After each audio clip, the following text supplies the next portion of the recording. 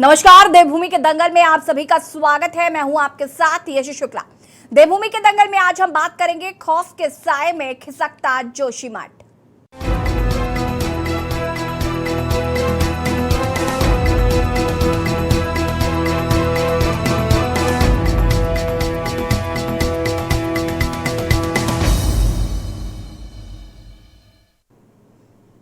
जोशीमठ वासियों की मुश्किलें कम होने का नाम नहीं ले रही। दरअसल जोशीमठ के वासियों को बरसात के मौसम में और अधिक भूधसाव की आशंका है, जिससे यहाँ के निवासियों में दहशत का माहौल है। जोशीमठ में करीब 90% प्रभावित राहत शिविरों से अपने दरार पड़े हुए हैं। जर्जर हालत वाले घरों को लौट चुके हैं, लेकिन अब तक प्रभावितों का पुनर्वास न होने से ग्रामीणों में सरकार के प्रति आक्रोश है। वहीं पीएमओ की एक टीम ने जोशीमठ के हालात समेत बद्रीनाथ धाम में चल रहे पुनर्निर्माण कार्यों का स्थलीय निरीक्षण कर इसकी समीक्षा की।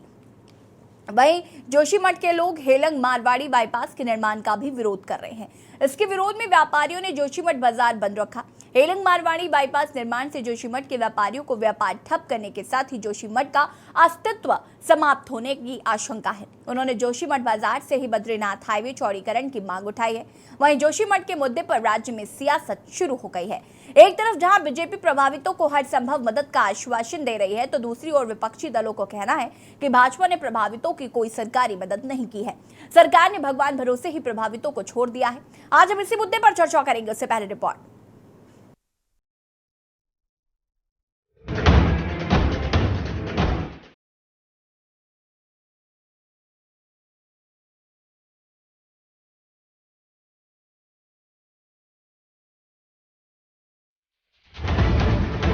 उत्तराखंड के जोशीमठ में भूधसाव का खतरा बढ़ गया है। दरअसल जोशीमठ के वासियों को बरसात के मौसम में और अधिक भूधसाव की आशंका है, जिससे यहाँ के निवासियों में दहशत का माहौल है। जोशीमठ में करीब 90% प्रभावित राहत शिविरों से अपने दरार पड़े हुए और जर्जर हालत वाले घरों को लौट चुके हैं, लेकिन अब तक प्रभावितों का पुनर्वास न होने से ग्रामीणों में सरकार के प्रति आक्रोश है।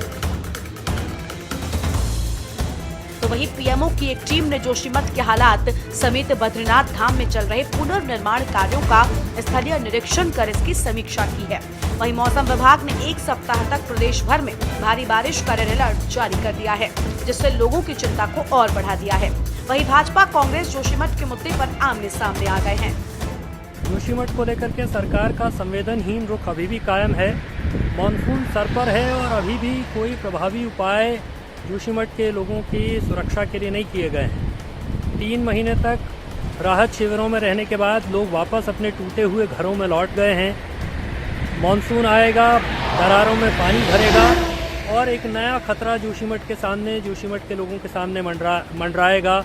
एक नई आफत का इंतज़ार वे कर रहे हैं। और इसके बीच में जो सरकार को करना चाहिए था कि जो 8 वैज्ञानिक संस्थानों की रिपोर्ट थी उसको सार्वजनिक किया जाना चाहिए था। ये साफ होना चाहिए था कि कितना खतरा जोशीमठ को है, लेकिन फरवरी में 8 वैज्ञानिक संस्थानों द्वारा रिपोर्ट दिए जाने के बावजूद आज तक वो रिपोर्ट सार्वजनिक नहीं की गई है। देखिए, सरकार ने पूरी तरह वहाँ के निवासियों के लिए हर प्रकार की, कहीं भी कोई समस्या आई है उसका समाधान करने के लिए, उनके पुनर्वास से लेकर अगर कहीं कोई उनको नुकसान पहुंचा है उस नुकसान की भरपाई को लेकर बिल्कुल बजट दिया है। और कहीं भी अगर कोई कमी रह जाती है तो निश्चित रूप से सरकार उनके साथ है और सरकार उनकी हर समस्याओं का समाधान करेगी। देखिए, जोशीमठ का जो दर्द है वो सरकार आज तक नहीं समझ पाई और सरकार जोशीमठ के दर्द पर मरहम लगाने की बात तो लगातार करती रही, लेकिन उसका समुचित उपाय आज तक नहीं किया। क्योंकि जोशीमठ में जो विस्थापित हैं वो अभी भी राहत कैंपों में रह रहे हैं और जो वहाँ पर केंद्र से बड़ा पैकेज की जो मांग राज्य की जनता कर रही थी, अभी तक वो पैकेज राज्य को नहीं मिला। और हेलंग बाईपास का जो निर्माण जनता के दबाव में रोका गया था वो फिर से सरकार ने मनमाने तरीके से शुरू किया है। और जोशीमठ की जो समस्या है अब दिन प्रतिदिन फिर से बढ़ रही है और अब बरसात का सीजन शुरू हुआ है और बरसात के बाद तो निश्चित तौर पर ये स्थिति नियंत्रण से बाहर हो सकती है। सरकार को जो है अहंकार त्याग करके जनता की बात को सुनना चाहिए। जो जोशीमठ के लोग हैं वो क्या चाहते हैं, उनका जो समुचित विस्थापन है, जो उनके मुआवजे की समुचित मांगे हैं, उसका समाधान सरकार को करना चाहिए। 25, 26 से 3 दिन आगे आने वाले जो है, तो इसमें जो डिस्ट्रीब्यूशन की बात करें तो ज़्यादातर जगहों में बारिश तो है ही है, हल्की से मध्यम, लेकिन इसके साथ साथ हैवी से वेरी हैवी रेन जो है वो भी आपको जो है कहीं कहीं पर प्रदेश के जो जनपद है उनमें वो मिलेंगी। तो उसकी वजह से भी आप देख रहे हैं कि जो एक्टिविटी करीब 3 दिन इसी तरह की चलने वाली हैवी से वेरी हैवी रेंस जो है, अगर मैं बात करूँ 24, 25 और 26 इसमें ये मिलने वाली है। पहाड़ों में विशेषकर देखें और मैदानी क्षेत्रों में भी कहीं कहीं पर हैवी रेंस तो वहाँ पर भी मिलेंगी। तो इसी की वजह से या फिर जो एकोमुलेशन होगा तो कहीं ना कहीं जो पानी का जल स्तर है गाढ़ गदेरों में वो बढ़ेगा। तो जो लोग इसके आसपास रहते हैं या इसी तरह स्ट्रीम्स वगैरह है तो उनमें भी पानी बढ़ेगा। इवन मैं देहरादून या जो हमारी और भी नैनीताल है, ये ऐसे जो सिटीज़ है हल्द्वानी वगैरह, इसकी भी बात करूँ तो यहाँ भी अच्छी बारिश है जो 3 दिन ये रहने वाली है। तो कहीं ना कहीं जो लोकल बीच जो गाढ़ गदेरे हैं, नाले हैं, उनमें भी पानी बढ़ेगा। तो जो लोग इसके आसपास रहते हैं उनको सतर्क रहने की ज़रूरत है। जो लोग पहाड़ों में जा रहे हैं तो उनको काफ़ी जो है सावधानी से आगे बढ़ना चाहिए। अगर रास्ते बंद है तो इंतज़ार करें जब तक खुले नहीं, और प्रशासन का उसमें जो है जो जानकारी है, प्रशासन से जो सहायता है वो लें, फिर उसको जो है उनको बताएं। वहीं जोशीमठ के लोग हेलंग मारवाड़ी बाईपास के निर्माण का भी विरोध कर रहे हैं। इसके विरोध में व्यापारियों ने जोशीमठ बाजार बंद रखा है। हेलंग मारवाड़ी बाईपास निर्माण से जोशीमठ के व्यापारियों को व्यापार ठप होने के साथ ही जोशीमठ का अस्तित्व भी समाप्त हो जाने की आशंका है। उन्होंने जोशीमठ बाजार से ही बद्रीनाथ हाईवे चौड़ीकरण की मांग उठाई है। वहीं हेलंग मारवाड़ी बाईपास का विरोध कर रहे प्रदर्शनकारियों को समर्थन देने पहुंचे ज्योतिष पीठ के नव नियुक्त शंकराचार्य स्वामी अविमुक्तेश्वरानंद सरस्वती लगभग 1 किलोमीटर नंगे पांव पैदल चलकर धरना स्थल पर पहुंची। आम आदमी पार्टी ने सरकार पर जोशीमठ के व्यापारियों का व्यापार खत्म करने का आरोप लगाया है। हजार लोग रात को सो नहीं पा रहे हैं और आप बड़े बड़े विशेषज्ञों को बुलाते हैं कि जांच करिए, बताइए क्यों यहाँ की धरती धंस रही है। अभी भी हम पूरे देश में जहाँ जा रहे हैं वहाँ पत्रकार बंधु आते हैं तो सबसे पहला सवाल उनका यही होता है कि जोशीमठ में अब क्या स्थिति है। तो जोशीमठ के लोग स्वयं नहीं जान पा रहे हैं कि हमारी क्या स्थिति है। अरे जब हम बीमार होते हैं तो डॉक्टर के यहाँ जाते हैं, डॉक्टर कहता है जाँच कराओ, तो जाँच करके हमको उसी दिन या दूसरे दिन रिपोर्ट मिल जाती है और रिपोर्ट मिलने के आधार पर हम दवा ले करके ठीक हो जाते हैं। अब हमको बीमार हम हुए, हमारा जोशीमठ बीमार हुआ, समस्या हुई, जांच करने के लिए बड़े बड़े विशेषज्ञ आए, उन्होंने रिपोर्ट जरूर बनाई होगी, लेकिन क्या कारण है कि सरकार अभी तक उस रिपोर्ट से हमको अवगत नहीं करा रही है। जोशीमठ बचाओ संघर्ष समिति के संघर्ष को धन्यवाद देते हुए मैं सरकार से निवेदन करना चाहता हूं कि वो जिस कछुआ चाल से चल रहे हैं तो ऐसे में जोशीमठ का अस्तित्व संकट में है। जोशीमठ के लोगों के जीवन यापन के साधन खत्म हो रहे हैं और जोशीमठ के लोग जिनको वहाँ से विस्थापित किया गया था और उनको टेंट में रखा गया, वो वापस अपने पुराने उन जर्जर मकान में जो दरारों से कभी भी गिर सकते हैं उनमें जाने को मजबूर हो गए। तो ये जोशीमठ के लोगों के साथ न्याय नहीं है। सरकार ने जो दावे किए और जो बातें बताई तो उसके हिसाब से काम न होने से लोग आज बहुत परेशानी में हैं। केंद्र सरकार ने जोशीमठ के विस्थापन के लिए 1 रुपये का पैकेज नहीं दिया, ये बड़ी चिंता का बात है। कुल मिलाकर जोशीमठ के लोगों की मुश्किलें कम होने का नाम नहीं ले रही हैं। एक तरफ जहां बरसात ने जोशीमठ के लोगों की मुश्किलें बढ़ा रखी हैं, तो वहीं दूसरी ओर हेलंग मारवाड़ी बाईपास निर्माण से जोशीमठ के व्यापारियों का व्यापार ठप होने के साथ ही जोशीमठ का अस्तित्व भी समाप्त हो जाने की आशंका है। देखना होगा सरकार इन सब परिस्थितियों से कैसे निपटती है। के न्यूज इंडिया के लिए चमोली से अनिल राणा, उत्तराखंड डेस्क रिपोर्ट। जी हाँ, तो खौफ के साए में अब खिसकता जोशीमठ, जहां पर ग्रामीण जो हैं वो कहीं ना कहीं आक्रोशित नजर आ रहे हैं सरकार से। उनकी जो मुश्किलें हैं वो कम होने का नाम नहीं ले रही हैं। जोशीमठ के वासियों को बरसात के मौसम में और अधिक भूधसाव की आशंका है, जिससे यहाँ के निवासियों में दहशत का माहौल है। जोशीमठ में करीब 90% प्रभावित राहत शिविरों से अपने दरार पड़े हुए और जर्जर हालातों वाले घरों को लौट चुके हैं, लेकिन अभी तक प्रभावितों का पुनर्वास न होने से ग्रामीणों में सरकार के प्रति आक्रोश है। विपक्ष भी इसी को लेकर सरकार पर जमकर निशाना साधते हुए नजर आ रहा है। साथ ही साथ बद्रीनाथ धाम में चल रहे पुनर्निर्माण कार्यों का स्थलीय निरीक्षण कर इसकी समीक्षा की गई, जहां पर जोशीमठ के लोग हेलंग मारवाड़ी बाईपास के निर्माण का भी विरोध कर रहे हैं और उसके विरोध में व्यापारियों ने जोशीमठ बाजार को बंद रखा है। हेलंग मारवाड़ी बाईपास निर्माण से जोशीमठ के व्यापारियों को व्यापार ठप होने के साथ ही जोशीमठ का अस्तित्व भी समाप्त हो जाने की आशंका है। आज हम इसी पर चर्चा करेंगे। मेहमान हमारे साथ जुड़ चुके हैं, उनसे आपका परिचय करा देते हैं। रविंद्र कुमार जी प्रदेश प्रवक्ता बीजेपी से हमारे साथ जुड़ चुके हैं, राजेश रस्तोगी जी प्रदेश प्रवक्ता कांग्रेस से हमारे साथ जुड़ चुके हैं, विपिन खन्ना जी प्रदेश प्रवक्ता आम आदमी पार्टी से हमारे साथ जुड़ चुके हैं, पीसी थपलिया जी वरिष्ठ केडी नेता हमारे साथ जुड़ चुके हैं, अरुण शर्मा जी वरिष्ठ पत्रकार है हमारे साथ जुड़ चुके हैं। शुरुआत विपक्ष से सबसे पहले मैं करना चाहूंगी, राजेश रस्तोगी जी क्या कुछ कहना चाहते हैं? जोशीमठ के जो लोग हैं उनको पुनर्विस्थापित नहीं किया गया जैसे वो उनके द्वारा आरोप लगाए जा रहे हैं, साथ ही साथ उनका जो पुनर्निर्माण हो रहा है उसको लेकर जो सवाल उठाए जा रहे हैं, सबसे पहले इस पर क्या कुछ कहना चाहते हैं? प्रतिक्रिया, इसके बाद चर्चा। देखिए, जोशीमठ की जनता किसी पर आरोप नहीं लगा रही है।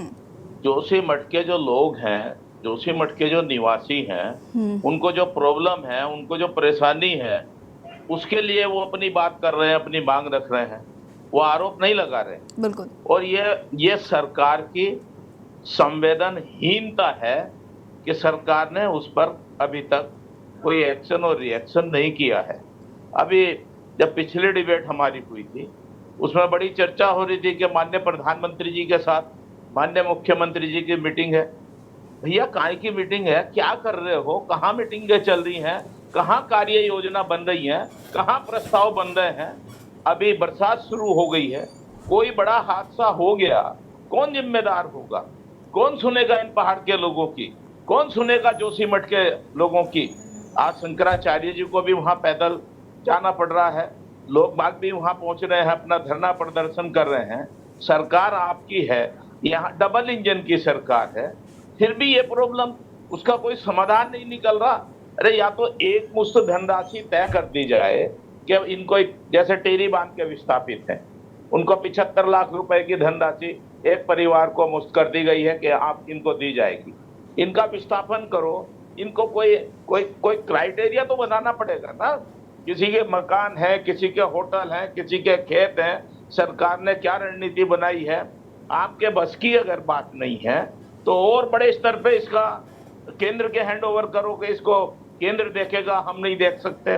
वैसे भी उत्तराखंड की सरकार तो कुछ करती नहीं है, माननीय प्रधानमंत्री और माननीय गृह मंत्री जो करते हैं उसका फॉलो करते हैं, तो वही भेज दो, वही कर लेंगे। इस पर राजनीति नहीं होनी चाहिए, इस पर काम होना चाहिए। ये दर्द है, बहुत बड़ा दर्द है जोशीमठ के लोगों का, राज्य के लोगों का, उनकी बात की कहीं सुनवाई नहीं है। तो मेरा तो बड़ा स्पष्ट अनुरोध है कांग्रेस पार्टी की तरफ से कि सरकार को इसमें संवेदनहीनता छोड़नी चाहिए, संवाद करना चाहिए, माननीय मुख्यमंत्री जी को कैंप करना चाहिए। आज कांग्रेस की सरकार होती तो हमारे मुख्यमंत्री जी कैंप करते, वहां सुनते, लोगों से बातचीत करते। भैया रुको, आप बातचीत करो, कोई हल निकालो, सब अधिकारियों को बैठाओ, वैज्ञानिकों को बैठाओ, कुछ ना कुछ तो हल निकलेगा। ये बात ठीक है कि ये डैम जो बना है उसकी वजह से ये प्रॉब्लम आ रही है, या प्राकृतिक आपदा भी बोल सकते हैं, कोई ना कोई तो सॉल्यूशन होगा। दुनिया की धरती पे तो भारत के लोग आपदा प्रबंधन जाके हेल्प कर रहे हैं, जोशीमठ के लिए नहीं पहुंच रही है। ना केंद्र सरकार की योजना पहुंच रही है, ना राज्य सरकार की पहुंच रही है। ये बड़ा ठीक है, नाजुक मामला है। हाँ राजेश जी, मैं वापस आऊंगी आपके पास। विपिन खन्ना जी क्या कुछ कहना चाहते हैं? सरकार को इसमें सीरियसली सोचना चाहिए और कुछ करना चाहिए। ठीक है, विपिन जी यशी जी क्या कहना चाहते हैं? जोशीमठ खिसक रहा है, लोगों में आक्रोश है। यशी जी इसमें क्या कहना है, हमारी तो बिल्कुल समझ से परे हैं चीजें, क्योंकि ये इस जो समस्या आने वाली है, जिसको लेकर चिंता जाहिर की जा रही है, आने वाली बरसात, तो ये चिंता हम पिछले 4 से 5 महीने से इस चिंता को जाहिर कर रहे हैं कि बरसात आ जाएगी तो जोशीमठ का क्या होगा। लेकिन सरकार जो है ये इतनी निकम्मी और नाकारी सरकार हो चुकी है, और ऐसे पब्लिक को, जनता को गुमराह करने वाली ये सरकार है कि पहले दिन से और आज तक ये जोशीमठ की जनता को और प्रदेश की जनता को लगातार गुमराह करे जा रहे हैं। क्योंकि जब ये आपदा लाई गई है, ये प्राकृतिक आपदा, मैं नहीं मानता इसको कि ये प्राकृतिक आपदा है, ये हमारे द्वारा ये जो बिल्कुल इसमें तो कोई दो राय नहीं। हाँ, उसके आपदा है, लेकिन इतना बड़ा जो जोशी मठ के अंदर घटनाक्रम हो गया, लोगों के घर गिर गए, वो बेचारे मंदिरों और गुरुद्वारों में और कहीं कहीं शरण लिए बैठे हैं।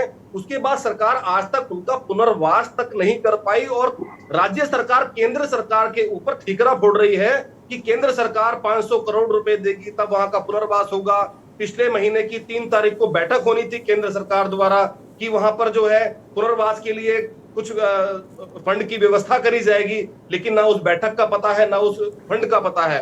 उसके बाद हाल ये है कि जो किमाड़ी और हेलांग बाईपास की जो बात हो रही है, एक तरफ तो रोजी रोटी का संकट, जो घर आवास जो उनके उजड़ गए हैं वो संकट, और दूसरी तरफ जो हेलांग बाईपास बनने जा रहा है उसमें उनके रोजी रोटी का संकट भी खड़ा होने जा रहा है। तो बड़ी विकट समस्या है। इसमें अब क्या चिंता जाहिर करें क्या ना जाहिर करें, हम तो पहले दिन से चिंता जाहिर कर रहे हैं कि आने वाली बरसात में जोशी मठ का क्या होगा और वो लोग जो बेघर हो गए हैं वो लोग कहाँ जाएंगे, और जो बची कुची जो बचा कुचा जोशी मठ है कहीं वो बरसात की भेंट ना चढ़े।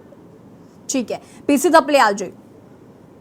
देखिए, जो हमारा जो आपदा है या भूस्खलन है, पहाड़ में हमारा जोली दामन का साथ है इससे।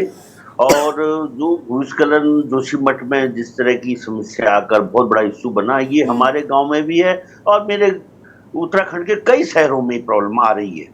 और मैंने पहले भी इसी चैनल में बड़ा अच्छा डिस्कशन हुआ था और मैंने कहा था कि जब से माननीय प्रधानमंत्री जी का स्वच्छ भारत अभियान शुरू हुआ था तो हमारे लिए अभिशाप इसलिए बना क्योंकि पहाड़ों में हमने कदम कदम पे जो हमारे शहर बसे हुए हैं वो एक नियोजित ढंग से कोई भी शहर नहीं बसा। मतलब चाहे उत्तर प्रदेश में हमने 3-3, 4-4 बड़े बड़े मुख्यमंत्री दिए, लेकिन उन्होंने भी कभी पहाड़ के नियोजित। अनम्यूट कीजिए थपलियाल जी।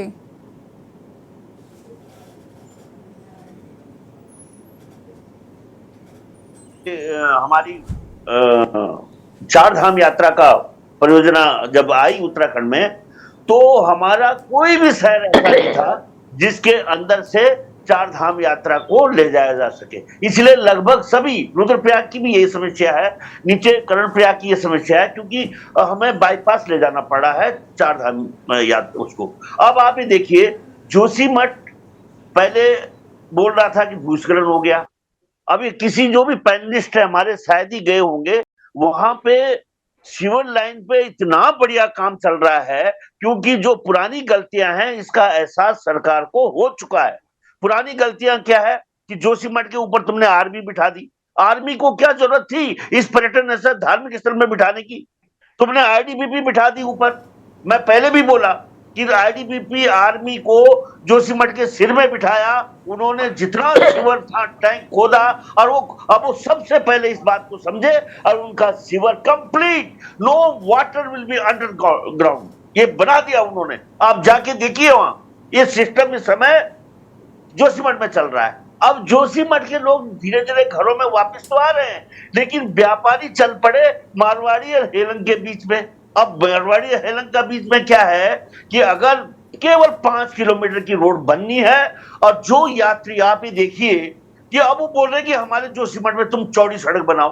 अरे तुम बोलोगे क्योंकि जनता एक बच्चा होती है, वो नहीं समझ सकती कि अगर मैं जोशीमठ में चौड़ी सड़क बना दूं, वहां जो मुआवजा है कांग्रेस ऐसा डंडा कर गई है जाते जाते कि लैंड एक्विजिशन एक्ट बहुत खतरनाक बना गई, यानी 3 गुना देना। अब बड़ी आफत आती है, सरकार बचती है लैंड एक्विजिशन से। जो भारतीय जनता पार्टी सरकार है वो लैंड एक्विजिशन से हर जगह बचती है क्योंकि एक ऐसा कानून बना गए थे कि 3 गुना 4 गुना देना पड़ता है लैंड एक्विजिशन के लिए। अब उसको से बचेगी सरकार। और आप ही देखिए कि 5 किलोमीटर की रोड है वो जो हेलंग से मारवाड़ी बन रही है, और यहाँ अगर हम जोशीमठ को रखते हैं तो हजारों लाखों यात्री 30 किलोमीटर एक्स्ट्रा चल रहे हैं उस चढ़ाई में। ठीक है, अगर कोई थपलियाल जी मैं वापस आऊंगी, जरा रविंद्र जी की बात भी सुनते हैं। रविंद्र जी क्या कहना चाहते हैं? जोशीमठ के लोग अभी भी पुनर्वास के लिए तरस रहे हैं उनको कहीं स्थापित नहीं किया गया और डर के साए में रहने के लिए मजबूर हैं। आपकी बड़ी मीटिंग हुई और पीएमओ की तक मीटिंग हो गई। पीएमओ के ऑफिस से कुछ लोग भी आते हैं, रिसर्च करते हैं, यहाँ पर जांच पड़ताल करते हैं, वापस चले जाते हैं। मुझे एक बात नहीं समझ में आती, यहाँ पर कोई मुद्दा शुरू होता है और उस पर शुरुआती दौर में तो बहुत तेज़ी से काम किया जाता है, ऐसा लगता है कि बस अब ये अपने अंतिम पायदान पर है। लेकिन एक टाइम ऐसा आता है कि वो चीज़ें वहीं पर छोड़ दी जाती हैं और उसके बाद जब वापस लोगों को प्रॉब्लम शुरू होती है फिर उस पर डिस्कशन करने लगते हैं। ऐसा क्यों होता है? क्या जोशीमठ के लोगों की जिम्मेदारी सरकार की नहीं है?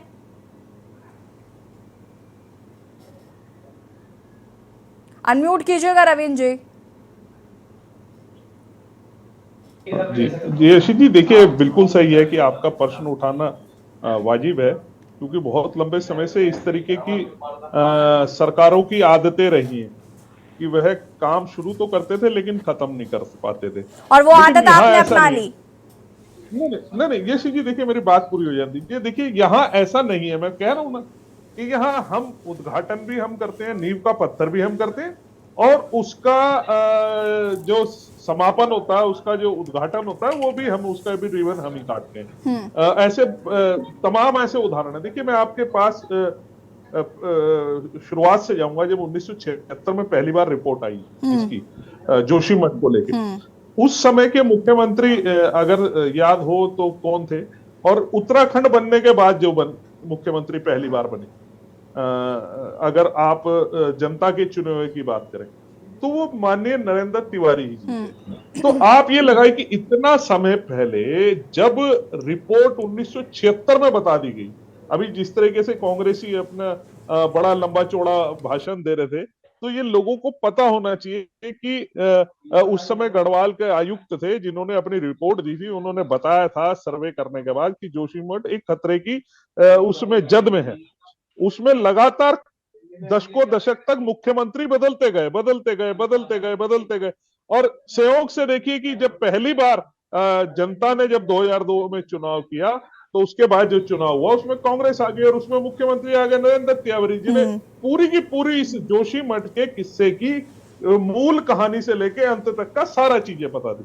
देखिए मैं ये इसलिए नहीं बता रहा हूं कि आपको लगे कि जी मैं कांग्रेस और भाजपा करना चाहता हूं, लेकिन ये इन्होंने किस प्रकार का रवैया था कांग्रेस की सरकारों में, मैं उनको बताना चाह रहा हूं।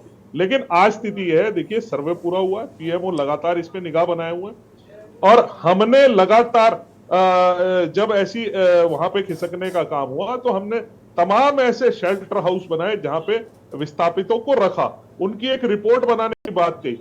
इनकी अपनी एक कमेटी के अनुसार इनसे कहा गया कि भाई आप तय करिए कि कौन सी जगह रखी जाएगी। तमाम न्यूज़पेपरों के माध्यम से आपके चैनल पर भी कई डिबेट हुई कि भाई आपको कौन सी जगह अच्छी लगती है जहां पे हम जो है इस तरह को विस्थापितों को विस्थापित कर सकते हैं। एक दो जगहें भी देखी गई, तो उसमें तमाम ये ऐसा नहीं है ना कि आज अगर हमारे साथ कुछ हुआ है तो एक बड़ा एरिया चाहिए, बहुत सारे लोग हैं, प्रभावित लोग हैं। रविंद्र जी, ये जितनी भी बातें आपने बताई ये उसी दौर की हैं जब ये शुरू हुआ था, ठीक है। अभी हाल फिलहाल क्या हुआ, उनको स्थापित तो नहीं किया गया, आप अभी चर्चा ही कर रहे हैं, अभी आप जगह ही डिसाइड कर रहे हैं, अभी आपने लोगों को स्थापित करने के बारे में सोचा भी नहीं है, पीएमओ उस पर नजर बनाए हुए है। ये कैसा जवाब? मैं तो ये जानना चाहती हूँ ना कि वहां के लोगों को पुनर्स्थापित क्यों नहीं किया गया अभी तक, और करना क्यों नहीं चाहिए अभी तक, क्यों वो लोग ऐसे ही रह रहे हैं। और बरसात हो रही है, ये तो आपको भी पता है ना कि वैसे भी उत्तराखंड में भूदसाव की खबरें आम है। बिल्कुल ठीक बात है यशी जी, आपका सवाल उठाना जायज है।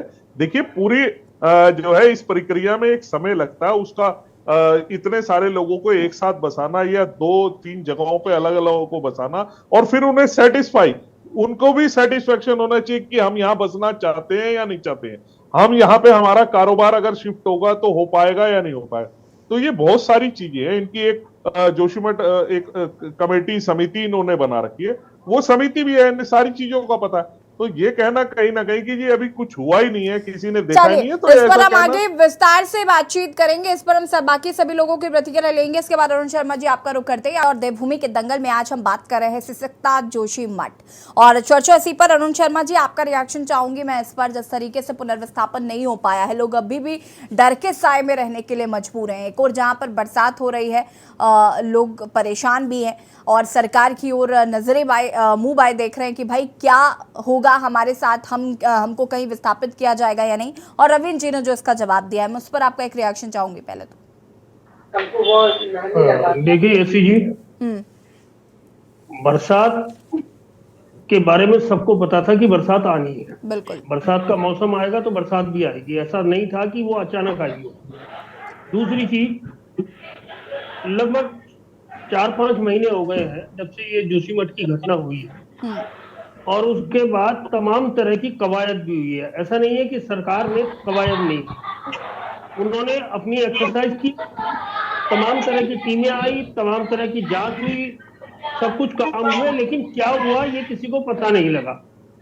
वो लगता है कि सरकार के अंदर ही वो सिमट कर रह गया। उसके बारे में विस्थापितों को भी पता लगना चाहिए था, जो वहाँ प्रभावित लोग हैं, और उसके बारे में जनता को भी पता लगना चाहिए था, लेकिन ऐसा नहीं हुआ।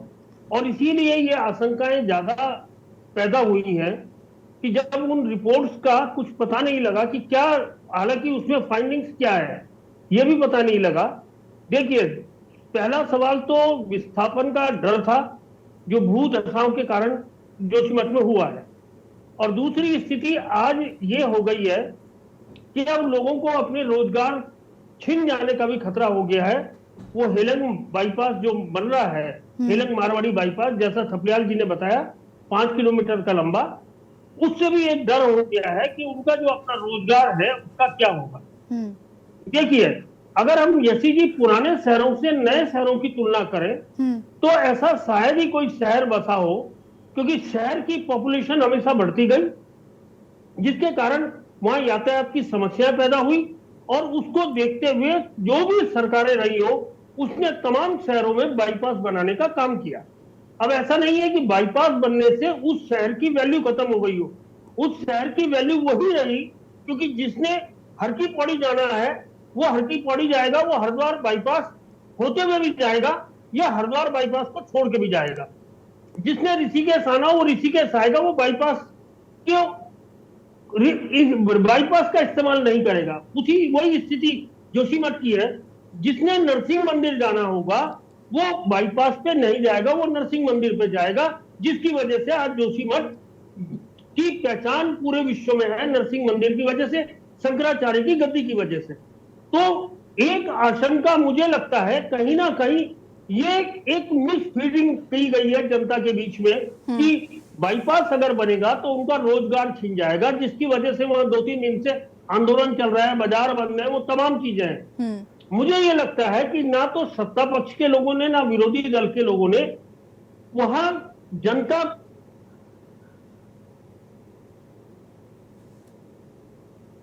अरुण जी सुन पा रहे हैं? उन्होंने और आग में घी डालने का ही काम किया है, क्योंकि उनको अगला चुनाव ध्यान में रख के काम करना है।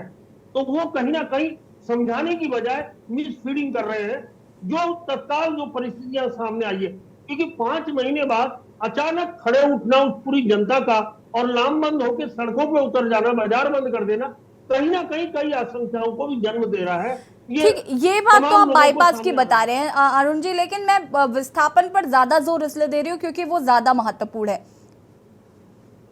देखिए यसी जी, निश्चित तौर पर उन लोगों को जगह चिन्हित करके विस्थापित किया जाना चाहिए था, क्योंकि ये प्राइमरी काम था सरकार का।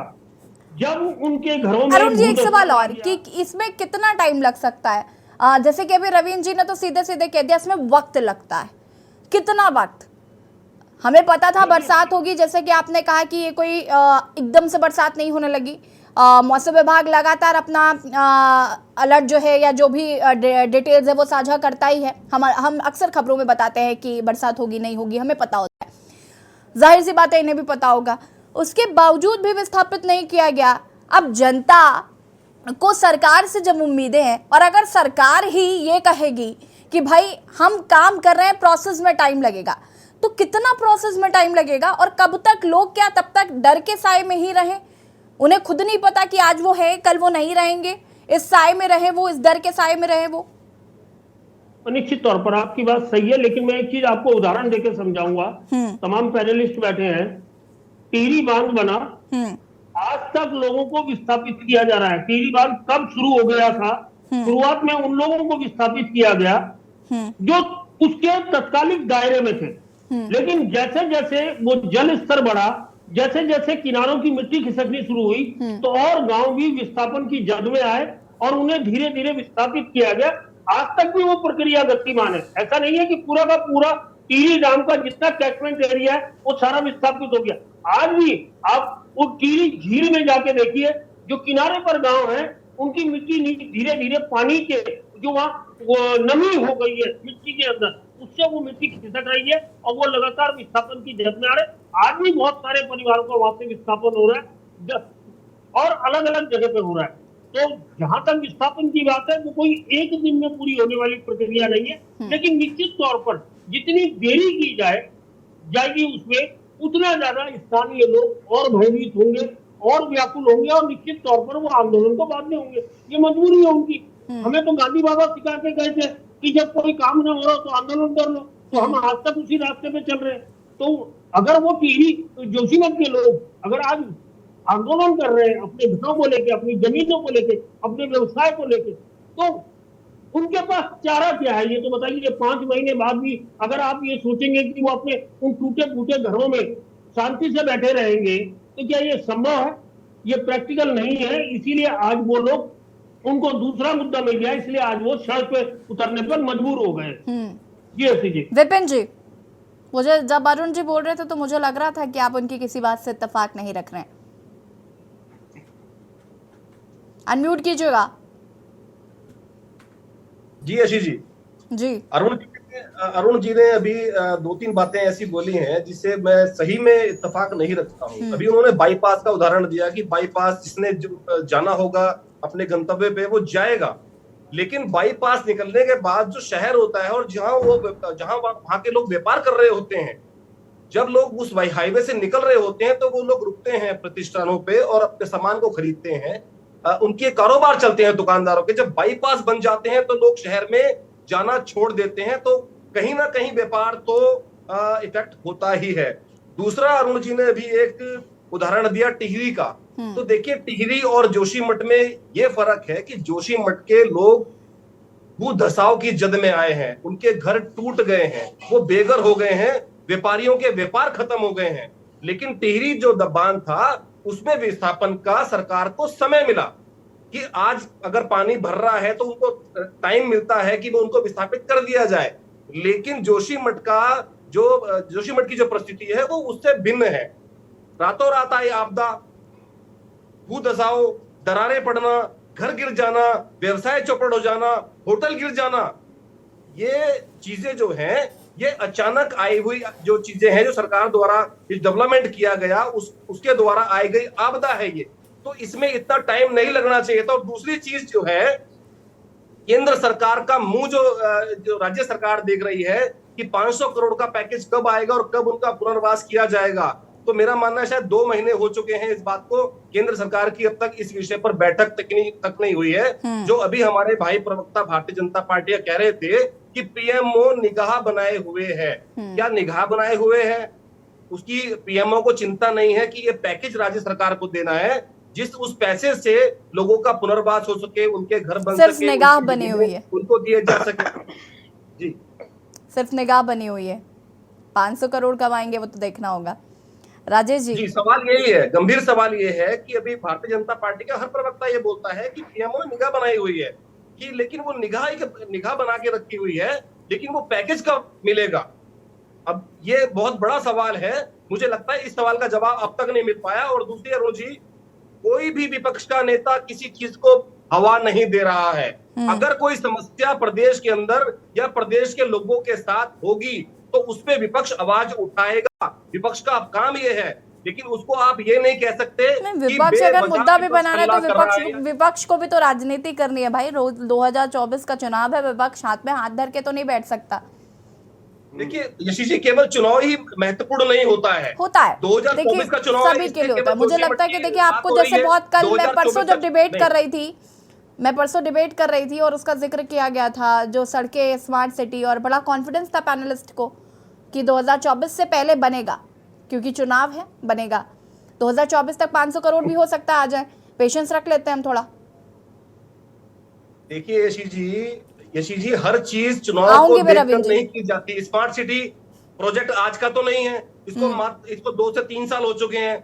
आज लोग त्राई कर रहे हैं। अब लोग ये कहें कि केवल निगर निकाय चुनाव आने वाला है इसलिए विपक्ष स्मार्ट सिटी का मुद्दा उठा रहा है, तो ये तो कोई बात नहीं है। आज बरसात है, त्राई कर रहा है देहरादून, कौन गड्ढे अलग जगह जगह खुदे पड़े हैं, नालियां भरी हुई हैं, नदियां चौक हुई पड़ी हैं। रविंद्र जी पढ़ाई करके आए आज इस बारे में। रविंद्र जी फटाफट जवाब दीजिए, उसके बाद राजेश जी मैं आपके पास आती हूँ। रविंद्र जी फटाफट जवाब दीजिएगा। आज रविंद्र जी पूरा अध्ययन करके आए, उस दिन शायद नहीं कर पाए थे। अनम्यूट कीजिएगा रविंद्र जी। रविंद्र जी अनम्यूट। तीन के बराबर मैं अकेला हूं, तो मुझे थोड़ा सा टाइम दीजिए, जल्दी ना कराइए। देखिए अभी आम आदमी पार्टी के प्रवक्ता ने जिस प्रकार से 2 अलग अलग बयान दिए, अगर आपने गौर से सुना हो सबने, इन्होंने जोशीमठ को बारे में लेके ये कहा कि बाईपास बनाना जरूरी नहीं है, उनका व्यापार खराब हो जाएगा और विकास के कारण जो है लोगों के रोजगार छिन रहे हैं, लोगों का काम खत्म हो रहा है। तो क्या आम आदमी पार्टी विकास विरोधी है? फिर तुरंत ये देहरादून पे आ गए। बहुत बचकाना सवाल था ये रविंद्र जी, बहुत बचकाना सवाल। मैं ये सुन के थक गई हूँ कि क्या विकास विरोधी। अरे विकास वहां करिए जहां जरूरत है, जहां पर विकास से नुकसान हो रहा हो, ऐसा विकास किस काम का। नहीं यशी जी आप बताइए, क्या बाईपास बनना ठीक नहीं है? जोशीमठ में भूदसाव क्यों हो रहा है रविंद्र जी, ये मुझे आपको बताने की तो शायद जरूरत नहीं है। विकास की बलि चढ़ रहा है जोशीमठ। देखिए नहीं विकास की बलि क्यों चढ़ रहा है आप बताइए। तो सन 1976 रविंद्र जी वहां पर होटल जो बनाए गए हैं तिखंडे पे, 3-3, 4-4 फ्लोर जो बना दिए गए हैं, पूछा नहीं गया कि ये होटल कैसे बन गए इतनी हाइट्स पे। जब वहां पर जिस रिपोर्ट का जिक्र अभी आप थोड़ी देर पहले कर रहे थे, 1965 में शायद वो रिपोर्ट आई थी, आई एम नॉट 76, ठीक है 76, हाँ, वो जब भी वो रिपोर्ट आई, उस रिपोर्ट में पहले ही कहा गया था कि यहाँ पर अगर ज्यादा डेवलपमेंट हुआ तो ऐसे हालात बन सकते हैं। उसके बावजूद भी हुआ डेवलपमेंट, विकास कराया गया ना। और जहां आज स्मार्ट सिटी में गड्ढे खोदे जा रहे हैं, वहां 2 साल के ऊपर बीत गए, गड्ढे भर नहीं पा रहे। ये तो समझिए, ये तो हम देखिए विकास विरोधी नहीं, आप विकास करिए, खूब विकास करिए, अच्छी बात है, जनता के हित में करिए, लेकिन जनता का जहां अहित हो रहा हो ऐसे विकास का मुझे नहीं लगता कि कोई फायदा है। रविंद्र जी नहीं देखिए किसी भी प्रकार का किसी का ना। ठीक है रविंद्र जी, मुझे सिर्फ 2 मिनट दीजिए, मैं राजेश जी की प्रतिक्रिया के बाद वापस तुरंत आपके पास आती हूँ। राजेश जी अनम्यूट कीजिएगा। राजेश जी पहले तो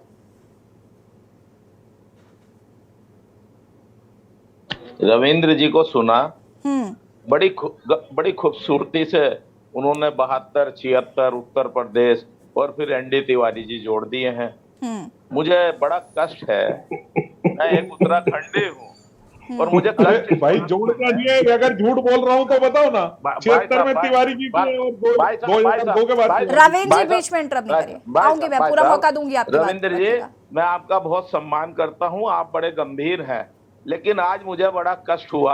आज लग रहा जैसे भाजपा का प्रवक्ता नहीं, कोई आलू प्याज बेचने वाला बैठा है सामने। मुझे कष्ट है आपकी बात से। आपने कहा उत्तर प्रदेश और एनडी तिवारी जी से जोड़ के इतना हल्कापन साबित कर दिया सरकार का। एक तरफ तो एनडी तिवारी जी को करना चाहिए था, दूसरी तरफ प्रधानमंत्री ने। मैं माफी के साथ चाह रहा हूं, आप अदरक और हरा धनिया और प्याज बेच रहे हैं बैठे हुए, आपको कोई जानकारी नहीं है। अभी भाई साहब ने बतलाया है कि सरकार कर भी रही है, चल भी रहा है, लेकिन जनता को नहीं बता पा रही है। फेलियर तो है, आपको एडमिट करना चाहिए, क्यों एडमिट नहीं करते हैं आप?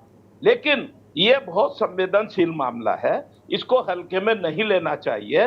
उत्तरकाशी, जोशीमठ और हमारा नैनीताल भी उस श्रेणी में आया हुआ है। इस पर हमें गंभीरता से विचार करना चाहिए। सरकार ने, माननीय मोदी जी ने जो भी प्रोजेक्ट तैयार किया है, जो भी मुख्यमंत्री जी को जानकारी है, आपको उस जानकारी का खुलासा इस डिबेट में करना चाहिए। हम आपके खुलासे का स्वागत करेंगे। एक दूसरे पे आरोप लगाना तो एक आसान बात है। मैं भी कह सकता हूं कि भाजपा तो अंकिता भंडारी के कातिल कोई नहीं आज तक पकड़ पाई, लेकिन हमारी डिबेट इधर उधर ना जाए। एक मुख्य मुद्दा है, महत्वपूर्ण मुद्दा है। बरसात आ गई है, प्राकृतिक आपदाएं भी आएंगी और ये आप और मैं नहीं झेलेंगे, ये हमारे पहाड़ के लोग झेलेंगे। आखिर भाजपा सरकार को पहाड़ के लोगों से ऐसी नफरत क्यों है? मैं तो ये चाहता हूं और ये कहना चाहता हूं इस डिबेट के माध्यम से, कांग्रेस के नेता भी, भाजपा के नेता भी, आप के नेता भी, उत्तराखंड क्रांति दल के नेता भी, माननीय मुख्यमंत्री जी सबको लेकर के कम से कम एक दिन और एक रात रहें, लोगों से व्यक्तिगत बात करें, उनके दर्द को समझे और बताएं। नहीं राजेश जी, देखिए मुख्यमंत्री जी तो रहकर भी आ गए, उन्होंने तो वहां पर वो रहकर आए, तुरंत आए, जब ये आपदा आई थी उसी वक्त रहकर आए। बिल्कुल रह करके आए, लेकिन आने के बाद समाचार विपक्ष का नेता रहा, अखबारों में आने के बाद हाँ बताऊंगा, लकीर खींची आपने, सब रहे, हरीश रावत जी रहे, करण मेहरा जी रहे। नहीं, लकीर तो खींची हुई है, वो लकीर तो दिखाई दे जाएगी आपको, जल्दी दिखाई दे जाएगी। थपलियाल जी ठीक है, रुको रवीन जी, इसके बाद मैं आती हूँ ना। रवीन जी मैं आऊंगी इसके बाद। थपलियाल जी, आपको कुछ नहीं करना है। मैडम, हमारा पूरी डिपेंडेंसी केंद्र सरकार के ऊपर है। हाँ। हमारी अपनी आर्थिकी बहुत कमजोर हो चुकी है और जनता की जो, मैं तो बहुत पहले ही बोल चुका हूं कि सिस्टम फेल हो चुका है। बेवकूफ होगी वो जनता जो इन पे विश्वास करेगी कि ये हमारे को न्याय देंगे, कहां देंगे, कुछ नहीं, क्योंकि इनके बूते से बाहर हो चुका है उत्तराखंड। आप ये देखिए, देहरादून में खून के आंसू रो रहे हैं लोग, क्योंकि स्मार्ट सिटी का पैसा बंद हो गया। सारे व्यापारी यहाँ भी रो रहे हैं, व्यापारी जोशीमठ में भी रो रहे हैं, व्यापारी रुद्रप्रयाग और कर्णप्रयाग सब जगह रो रहे हैं। समस्या ये है कि अब जनता क्या करे। मैं अब जो जनता के समझदार लोग हैं वो जाए, मैंने ये जो हमारे शुक्राचार्य जी हैं, बहुत ज्यादा इन्वॉल्वमेंट हो गया इनका राजनीति में। ये जब सबसे पहले वहां पे गए थे और ये इन्होंने पानी इकट्ठा किया था कि देखो ये पानी में कुछ है, ये पानी साफ पानी नहीं आ रहा है। तो आज वो क्यों नहीं बता रहा कि उसने बोला मैं टेस्ट करने ले जा रहा हूँ। आज दिन तक अभी बोल रहे थे, मैं कुछ देर पहले देख रहा था उनको कि साहब वो नीचे आ गए अभी इस 5 किलोमीटर। लेकिन क्या हम जितने समझदार लोग हैं, क्या हमें नहीं समझना चाहिए कि जोशीमठ केवल यात्रा के लिए नहीं, विंटर गेम के लिए भी फेमस है। विंटर गेम हमने साउथ एशियन गेम्स कराए हैं वहां पे, हमने वहां पे स्रोत, अंतरराष्ट्रीय स्रोत बनवाए हैं जहां पे कि आर्टिफिशियल स्नो बनती है, और उसके बावजूद, इतनी आपदा के बावजूद भी मेरी टीम ने वहां पे विंटर गेम करवाए। अब मैं कैसे बोलूं, क्योंकि एक तरफ जो जोशीमठ का जो प्रॉब्लम है वो इस साइड में है और दूसरी साइड के लोग बार बार जो देहरादून में रहते हैं वो रो रहे हैं कि हमारे यहाँ दरार क्यों नहीं आई, कुछ मिल जाता। वो बोलते हैं हमें, अरे थम जाइए, हमारे घर में दरार आई नहीं। ब्रिगेडियर पटवाल जी का घर भी उस साइड में है, उनके वहां भी दरार नहीं आई। कहने का मतलब यह है कि हमें समझदारी के साथ आगे बढ़ना चाहिए और किसी भी इशू को, क्योंकि जो लीडरशिप है भाजपा की वो बिल्कुल अयोग्य है। मैं बहुत बार बोलता हूँ, आप बोलते हैं कि इनको सम्मान दो, मेरे को डांट भी पड़ती है आपके माध्यम से, लेकिन मैं इनको सम्मान कैसे दूं? ये मतलब कुछ करने लायक ही नहीं है, इनकी विजन खत्म है। अभी बताया जो त्यागी जी ने ठीक ही बोला कि आलू प्याज बेचने वाले आ जाते हैं तो ब्लड प्रेशर बढ़ेगा नहीं हम बूढ़े लोगों का, जो 42 आदतें जिन्होंने अपने आंखों से देखी हो। नहीं थपलियाल जी, आप बहुत अच्छे व्यक्ति हैं और मैं नहीं चाहती कि आपका बीपी बढ़े, और मैं उम्मीद करती हूँ कि आपका जो विजन है उस विजन पर चलकर आगे उत्तराखंड उस जैसे जो आपने देखा है, जो परिकल्पना की है वैसा हो, और हम उसी के प्रयास में लगे हुए हैं। खैर रविंद्र जी क्या कुछ कहना चाहते हैं? मुझे हमेशा पीसी थपलियाल जी को सुनकर ऐसा लगता है कि उनके अंदर बहुत पीड़ा है, बहुत दर्द है, और जो परिकल्पना उनकी उत्तराखंड को लेकर है और आज वो पूरा नहीं हो पा रही है, तो इस बात को लेकर समय समय पर उनकी पीड़ा, भले उनके शब्द ठीक ना हो लेकिन मन ठीक है। रविंद्र जी, कि मैं पर्सनल रूप से बहुत सम्मान करता हूँ और हकीकत बात पूछो तो इनको सुनने में बड़ा आनंद लगता है। ये एकदम सीरियस होकर बात करते हैं और बड़ा बीच में हंसी मजाक भी कर देते हैं। इसलिए मैं कभी कभी कह देता हूँ कि बीपी मत बढ़ाया करो, पानी वानी पी लिया करो, कभी कहीं कोई और दुर्घटना हो जाए, खासकर चैनलों में बैठ के हो जाता है कभी कभी। रविंद्र जी शुभ शुभ बोलिए, कैसी बातें कर रहे हैं आप? मजाक नहीं तो मजाक नहीं। हम फौजी हैं, नहीं डरते। अभी फौजी पे क्या रूल निकाल दिया भारतीय जनता पार्टी ने कि हम पुरुष है पे लूट, देखा आपने? बोला मौका दे दिया आपने। रविंद्र जी फटाफट अपनी बात को पूरा करिए। देखिए मैं पीसी थपलियाल जी की बात का, किसी के बात का बुरा नहीं था, लेकिन जिस प्रकार से कांग्रेस प्रवक्ता ने बड़ी हल्की बात कह दी कि आलू प्याज बेच रहे बैठ के, तो भैया आलू प्याज नहीं बेच रहे, मैं सच्चाई बता रहा था। और ये जो आपने मुझे कमेंट किया ना, ये आपकी चुभन का नतीजा है। जो आपने मुझे कहा कि आलू प्याज बेच रहे बैठ के, मैंने बिल्कुल सही कहा कि कांग्रेस की सरकार थी जब रिपोर्ट आई मंडला आयुक्त की, और तब भी कांग्रेस की सरकार थी जब पहली बार राज्य में जनता ने और जो बीच में भारतीय जनता पार्टी के 10 साल थे, उसमें भारतीय जनता पार्टी ने क्या किया? कुछ नहीं है ही नहीं इनका करने का। सिर्फ कांग्रेस ने क्या नहीं किया, उसका ढिंडोरा पीटा आपने। देखिए मैं तो कहती हूँ उत्तराखंड का जो आज जो भी हाल है, उसके लिए भारतीय जनता पार्टी और कांग्रेस दोनों बराबर के जिम्मेदार हैं, कोई किसी से कम नहीं है। और यहाँ डिबेट पर बैठ के वो समय समय पर मैं देखती रहती हूँ, आप उनको कहिए, वो आपको कहे और मुद्दा खत्म। नहीं यशी जी, देखिए हमारे को आप क्यों नहीं कह सकते, क्योंकि हमने काम नहीं, हम क्यों नहीं कह सकते रविंद्र जी, हम क्यों नहीं कह सकते? हम कह रहे हैं कांग्रेस ने कुछ नहीं किया। मैं तो कह रही हूँ कांग्रेस ने कुछ नहीं किया। जनता ने आपको 6 साल दे दिए, आपने इन 6 सालों में क्या कर दिया? स्मार्ट सिटी आप बना नहीं पा रहे, भू कानून आपसे ठीक हो नहीं पा रहा, आपसे पलायन रुक नहीं पा रहा, आपसे अंकिता भंडारी हत्याकांड का केस का अभी तक कुछ हो नहीं पाया, आपसे यहाँ पर इसकी राजधानी अभी तक आप डिसाइड नहीं कर पाए। कितनी चीजें मतलब ये मुझे रट गई हैं। और जो मतलब मुद्दे वहां जमीनी है, अगर जनता से बात करूं तो वो अलग। यशी जी अंकिता भंडारी मामले में क्या जो दोषियों को पकड़ा नहीं गया, जब दोषियों को जेल में नहीं डाला गया? अरे वो तो वीआईपी का नाम पूछ के आपसे थक गए ना। नहीं सुनिए, अगर वीआईपी का आपको यशी जी नाम पता है तो आप बता दीजिए। नहीं विपक्ष के नहीं, यशी जी देखिए सवाल आपने पूछा तो जवाब आपको ही देना पड़ेगा। आप मुझे बताइए, कोई आपके पास वीआईपी का नाम है, आप चैनल पे खोलिए, आपके पास कोई एविडेंस है, कोई सबूत है? देख रहे रविंद्र जी, मैं अंकिता हत्याकांड पर मैं इसलिए नहीं कहती क्योंकि इस पर कोर्ट का भी एक फैसला था जिस पर उन्होंने कहा था कि ऐसा कोई वीआईपी नहीं है, ठीक तरीके से सरकार काम करे। लेकिन ये विपक्ष का मुद्दा है कि आखिर वो वीआईपी का, और आपकी ही पार्टी के किसी शायद मंत्री या नेता की तरफ से बयान आया था। देखिए अब देखिए किसका बयान आया था, अपने पार्टी के लोगों को कि अनर्गल बयानबाजी ना क्या करें, क्योंकि फिर आप जवाब नहीं दे पाते। वो मंत्री ने थप्पड़ मारा एक भाजपा कार्यकर्ता, क्या उसकी गिरफ्तारी नहीं हुई आज तक? इन्हीं के सरकार के मंत्री ने मारा। भैया सबने देखा तुम्हारे प्रेमचंद अग्रवाल की बात हो रही है क्या यहाँ पर? गुंडे, ये सत्ता में बैठे हुए गुंडे हैं ये तो। आपके कार्यालय में किस तरह एक जो है बेचारे प्रदेश महामंत्री को किस तरीके से पीटा था। रविंद्र जी जोशीमठ का क्या है, उनको स्थापित कैसे किया जाएगा? ठीक है, अब इस पर बात करिए कि पुनर्स्थापित उनको कैसे किया जाएगा। इन्हें पता ही नहीं, बताएंगे क्या प्रधानमंत्री मुख्यमंत्री की मीटिंग में क्या हुआ? बताए ना क्या हुआ। पुनर्स्थापित बिल्कुल हम ही करेंगे। आपको ही करना पड़ेगा, सत्ता में आप। हमारे हिस्से में ये सत्ता में भी हमें, हिस्से में भगवान सत्ता में हमें भेजा ही इसलिए कि ये जितने जो खड्डे जो खोदे हुए हैं इनको भरने का काम अगर कोई करेगा। सबसे पहले स्मार्ट सिटी की शुरुआत करिए आप। मैं सच बता रही हूँ रविंद्र जी, वहाँ के लोग जो है ना वो थोड़े से ठीक हो जाएंगे। स्मार्ट सिटी का प्रोजेक्ट भी हमारी सोच है और स्मार्ट सिटी को बनाएंगे भी हम। इसका उदाहरण आप देख सकते हैं पलटन बाजार, जो अब कहीं ना कहीं अपने रूप में आने लगा। तो कहीं ना कहीं आप देखेंगे, हम तो वो देखेंगे जहाँ गड्ढे आपने भर दिए वो आपकी वाहवाही, आप लूटिए। जरूर बनाएंगे रविंद्र जी, चाहे केदारनाथ का सोना लाना पड़े।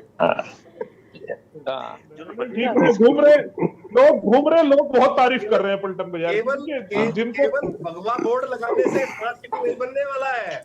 ड्रेनेज सिस्टम खत्म है पलटन बाजार का, टाइलें उखड़ रही हैं, देखिए दुकानों में जा रहा है। प्रभु विपक्ष इस तरह की जो सवाल करता है, उनको जगह है उनके व्यापार के लिए, सारा काम पूरी एक सकल प्रक्रिया के तहत पूरे तरीके से चल रहा है और जल्दी इससे इसको ग्राउंड लेवल पे आपको दिखाई भी देगा। जल्दी इसकी समस्या का समाधान जल्दी हो। ठीक है, अरुण शर्मा जी अंतिम प्रतिक्रिया आपकी, बहुत शब्द हो जाऊंगी। जैसे कि देखिए ये एक महत्वपूर्ण काम है कि वो सारे लोग उन शेल्टर से वापस अपने घरों को लौट चुके हैं। और बारिश फिर शुरू हो गई है और 3 दिन मौसम विभाग ने मूसलाधार से मूसलाधार बारिश बता रखी है। तो ऐसा ना हो कि वहां कोई जान माल की हानि हो जाए, इससे भी हमको सावधान रहना पड़ेगा। ये सरकार की नैतिक जिम्मेदारी है कि वहां के लोगों के को जीवन को बचा के चले, वहां के लोगों के मवेशियों के जीवन को बचा के चले। ये सरकार की नैतिक जिम्मेदारी है। इसलिए अगर मौसम खराब है और जैसी भविष्यवाणी मौसम विभाग की है उसके अनुसार वहाँ SDRF वगैरह तैनात करनी चाहिए। ठीक है, आप सभी का बहुत बहुत शुक्रिया चर्चा में शामिल होने के लिए। और देवभूमि के दंगल में आज हम बात कर रहे हैं एक बार फिर से डर के साए में है जोशीमठ, जहां पर जोशीमठ के लोग शेल्टर होम से निकलकर वापस अपने घरों में पहुंच गए थे। लेकिन बरसात शुरू होने की वजह से भूदसाव की जो लगातार खबरें सामने आ रही थी पहले, उसका डर कहीं ना कहीं लोगों के मन में अभी भी है। सरकार उन्हें पुनर्विस्थापित करने वाली थी, लेकिन अभी तक पुनर्विस्थापित नहीं किया गया है। इसको लेकर लोगों में आक्रोश साफ देखा जा रहा है। ऐसे में सरकार पुनर्विस्थापित कब करेगी? PMO ऑफिस की तरफ से जो लगातार पहले मीटिंग की गई थी, बैठकें की गई थी, उस बैठक में क्या कुछ निकला है और कैसे इनको पुनर्विस्थापित किया जाएगा, ये देखना होगा। देवभूमि के दंगल में फिलहाल इतना ही। देखते रहिए K News India। नमस्कार।